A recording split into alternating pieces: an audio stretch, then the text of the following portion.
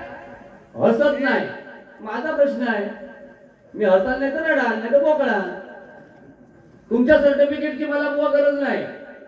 अरे एक भजनी बुवा म्हणून आपण आधी कसं वागतो याचं स्वतः आत्मपरीक्षण करा. काय सांगितलं, माता भगिनीला चांगल्या चांगल्या जाहिराती, खूप सुंदर सांगितलं. 1,500 तुम्हाला मिळतात, जसे काय ह्यांच्या खिशातूनच ते जातं बुवांच्या, म्हणून ते टेन्शन मध्ये आले. जेवढं अजित पवारांना, फडणवीस आणि एकनाथ शिंदे साहेबांना टेन्शन नाही तेवढं हेंगाईला. आणि काय, लक्ष लगाव खूबसूरती पाहाव. अहो महिला या सुंदरतेच्या प्रतीकच आहेत. सौंदर्य बघायचं तर महिलांकडेच बघायचं. अरे जो माणूस महिनोभर आपल्या केसावर फली मारित नाही तो लोकांना काय तत्वज्ञान शिकवतो लोक. आधी स्वतः आपण नेटनेटकं वागलं पाहिजे. आपण 2 टाइम आंघोळ केली पाहिजे. मग बीटेक्स लगाव, भुजली बघाव. कोणी हई तरुणाला एकांतरी येऊन सांगाव की माका भुजली झाली या म्हणून. हे स्वतःची उदाहरणं हई येऊन देतो. कारण स्वतः केसात त्यांच्या 50-60 बरंडे असतले. मी सांगतोय अशा कोणी हई येऊन गायडन्स करायचं नाही. मी ही वादळापूर्वीची शांतता होती, कारण सिंधुदुर्ग जिल्ह्यात थोडेसे नियम घातले आहेत भजनाला. कारण हे असे वावटळ बुवा बोलणारे आहेत म्हणून आम्ही ते नियम, आणि मंडळाने पण इथे चिठ्ठी दिली आहे 30 मिनिटांमध्ये गजर आटपा. कसं आटपणार तुम्ही सांगा. यांनी जर चारकांड सुरुवातीला लावलेली तर 1 तासाचा आटपाक तरी व्हायला ना. तरी पण मी प्रयत्न करणार 30 ते 40 मिनिटांना. माझा विरोध नाही. बुवाने 1 तास गजर करावा, 1.5 तास करावा, पाठीची काकड आरती करावी, माझा काही संबंध नाही. मला जे योग्य वाटते तेच मी करणार. नियम असो, मनाला काय पडते, आपण जे करतोय ते योग्य आहे की अयोग्य आहे तेच मी करणार. त्याच्यानंतर काय सांगितलं, 1 नंबरला सिंधुदुर्गात लोके बुवा आहेत. मी असं कधीही म्हटलेलं नाही, पण ह्यांच्यापेक्षा 100% भारी आहे भजनाच्या बाबतीत. तर त्यांना मान्यच करूचा लागत. तरी पण मी पोटावर दगड ठेवून मगाशी सांगलंय बुवांचं भजन सुंदर. काय हा भजन नका सांगा हो. एकांतरी भाई आता तुम्ही जी नावं मगाशी घेतलात ना, उगाच नावा घेतला असो, काहीतरी त्यांचं योगदान होतं. यांचा काय 1766 सालाचा नोटेशन. फक्त बडबडण्याच्या जोरावर बारी मारून न्यायची, लोकांना सांगायचं लोक वाईट, लोक चिडकोर हा. तरी पण 25 वर्ष माका लोक बोलवतो, तुम्ही तुमच्या वाडीत बोलू नको. कार्यक्रम असलो तर नको नको लोक चिडकोर हा. तरी पण पहिला नाव माझाच घेतोय. आहे बुवा तुमच्याकडून तरी आहे. बरं ते केसांका बळी नाही त्यांच्यात वर कोण काय कोणी काय केलं ना, लाल कसे ते.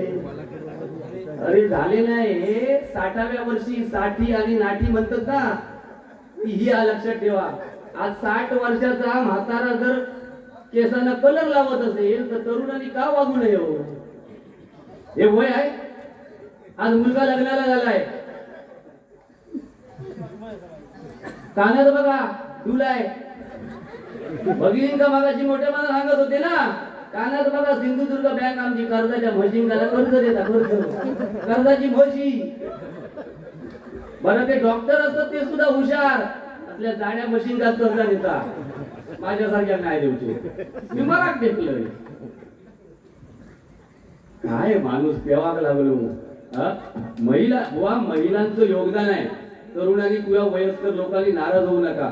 बुवानी सांगितलं की मंदिरामध्ये काय आराधना, आरती, पूजा सगळ्या महिलांचा. बुवा का असू नये, का असू नये मला सांगा ना.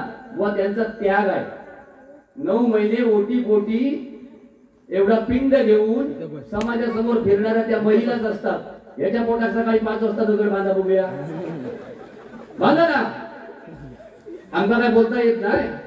5 वाजता पहाटे यांच्या पोटाकडे दगड बांधा आली समाजात फिरत सांगा. 11 वाजता असेल फक्त. मग काळात महिलांचा महत्व काय आता. बिचारे जे सरपंच होत त्यांच्या नवऱ्यांना तेवढ्यात पडली बारी ही. काय सांगितले तरी लक्षात घ्या. महिला जरी सरपंच असल्या तरी नवरे ग्रामपंचायत चालवतो व तेच काम करतात. महिला फक्त कशा आरक्षण असतं म्हणून महिला असतात. 50% जरी महिलांना आरक्षण असला ना तरी एक सांगतोय, पूर्वी सुद्धा पुरुष प्रधान संस्कृती होती आणि आजही पुरुष प्रधान संस्कृती आहे. लक्षात घ्या. सीतामाई तिला सुद्धा त्यावेळी अग्नी परीक्षा द्यावी लागली आणि आजची स्त्री सुद्धा मोठेपणा जास्त कधी करून बघत नाही. सकाळी मला एक त्यांना मगाची बुवानी सांगितल्या म्हणून की महिलांना जास्त प्राधान्य आहे. बुवा त्यांचा त्याग आहे. 9 महिने ओटी पोटी वाढवत असणाऱ्या त्या महिला असतात. सकाळी पहिल्या प्रथम उठणाऱ्या त्या महिला असतात. रात्री सगळ्या घराची बटणं आणि दरवाजा बंद करून झोपणाऱ्या त्या महिला असतात.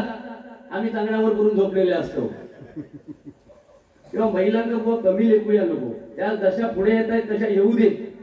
आपण महिलांना मागे ठेवतोय बुवा, लक्षात ठेवा. फक्त सांगताना सांगायचं महिला पुढे आल्या आणि आपली बायको जर स्टेजवर नाचायला लागली मग सांगतो चल दुसऱ्याचे लक्षात द्या. ही आपली संस्कृती आहे मित्रांनो, लक्षात ठेवा. मला काय त्यांना बोलायचं नाही, ते आपले एक तुम्हाला सांगतोय, गुंडू बुवांच्या मनात माझ्याबद्दल भयंकर तिरस्कार आहे, राग आहे. खरं सांगतोय, इथल्या सत्यनारायणाला स्मरून सांगतो. पण मी माझ्या स्वतःच्या बायकोवर जेवढं प्रेम केलं नाही तेवढं गुंडू बुवांवर केलं. भगवंताला तुमच्या ग्रामदेवतेला स्मरून सांगतो. आणि हे जर खोटं असेल तर जायच्या अगोदर माझी परमेश्वर वाचा आवडेल. पण गुंडू बुवांच्या मनात माझ्याबद्दल आकस की लोके बुवा आपल्याला टार्गेट करतोय, लोके बुवा आपल्यापेक्षा भजन करतोय, लोके बुवा आपल्याला लढतोय, साऊंड वाले सुद्धा आम्हाला हैराण करतायत. ह्या हैला नाही, ह्या देवस्थान काहीतरी वाटेल नाही तर माझ्या बाबतीत कधी साऊंड वाले असे नाही. जेव्हा शपथ सांगतात महिन्यात आज भेटलेच मला, महिन्यात हल्ली माका टाकलेली तिने देवा शपथ. आता नवीन बुवा घेऊन सध्या ते फिरतायत. आणि भगवंताने त्यांना अशीच बुद्धी देऊ की चांगल्या कलावंतांसोबत त्यांचे कार्यक्रम आमचे आपले ठरलेले असतो. आम्ही आपल्या गल्लीतल्या बुवांबरोबर असतो. पण हे बुवा खूप मोठमोठ्या कलावंतांसोबत स्वतःची नाट मोडून घेतात, जे तिकडे जातात. बोला घेत नाही. असो, माका दुःख एका गोष्टीचा वाटला, जो बुवा रुपावलीच्या अगोदर तुम्ही पैशावरून मगाशी देत होता ना, तुमका सांगतोय, रुपावलीच्या अगोदर जो बुवा पांडुरंगाची महती सांगत होते तेच बुवा रुपावलीच्या मध्यांतरावर बक्षिसा वाचत होते. म्हणजे रुपावली जाऊ दे, धंदो पैशाचो. अरे रुपावली तरी संपाक द्या ना. तुम्ही भजन करू गेलास की पैसे कमवू गेलास. आणि आमका तत्वज्ञान शिकवतात. स्वरांश खामकर यांच्याकडून योगेश सावंत यांच्यासाठी हे 201 रुपयांचं बक्षीस आहे, धन्यवाद. त्याचप्रमाणे सन्माननीय अनंत खामकर यांच्याकडून हे 201 रुपयांचं बक्षीस आहे, धन्यवाद. दीपक खामकर यांच्याकडून योगेशसाठी हे 101 रुपयांचं बक्षीस आहे, धन्यवाद. दीपक खामकर यांच्याकडून माझ्यासाठी हे 101 रुपयांचं बक्षीस आहे, धन्यवाद. तेव्हा बुवा माझे तुम्ही काही दुश्मन नाही, आपण कधीतरी आता भेटणारे बुवा आहोत. त्याच्यामुळे आपण जास्तीत जास्त लोकांचं मनोरंजन कसं होईल एवढंच बघूया. उन्ही धुनी लोके बुवा कसं होतो काय होतो या विषयात तुम्ही जाऊ नका. आणि मला पण जायचं नाही, कारण तुम्हाला जर माझ्या 100 गोष्टी माहिती असतील तर तुमची एक गोष्ट तरी मला माहिती असेल. त्याच्यामुळे आपण जमेल त्या पद्धतीने, म्हणून मी सुरुवातीला सांगितलं, माणसाचे कपडे फाटके असले तरी चालतील पण विचार चांगले असावे. उदाहरण हे आहे, लक्षात घ्या. ते दुसऱ्याचं चांगलं बघावणारच नाही त्याला. हा, बाकी काय असतं माहिती आहे, आपण तारले म्हणजे माशाचा प्रकार सांगतो. तारले, बंगिये, खवळी महिलांना सांगते कधी खातो, जेव्हा इसवणी पापलेटांची किमती अधिक असतात म्हणून. मग बुवाला इतर हे बडबडावं का लागतं, आपल्याकडे भजन नाही म्हणून. तेच जर भजन सुरुवातीला त्याने केलं असतं तर एवढा आळ्यान तिकाट सांगायची गरज लागली नसती. याच्यातच काय ते आजच्या बारीचा सारांश समजून घ्या. असो, नेहमी मी भजनामध्ये एक गाणं म्हणतो. मी एकही गाणं म्हणजे हल्लीची गाणी आहेत बघा, व सगळी म्हणतात या, पण जी आता 1-2 गाणी आहेत बघा. प्रेमावर वरलं ग तुझं, आता मन भरलं ग तुझं. माका ह्या गाण्याचा अर्थच काय कळत नाही, पण बुवा आमचे म्हणतले.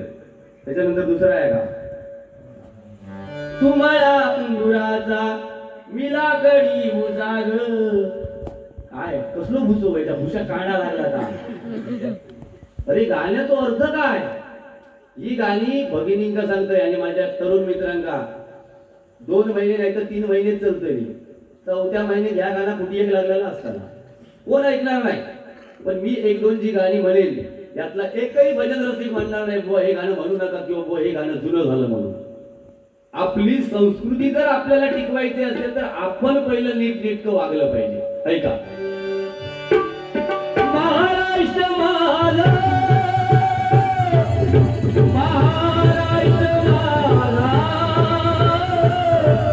महाराष्ट्र माझा, जय जय महाराष्ट्र माझा.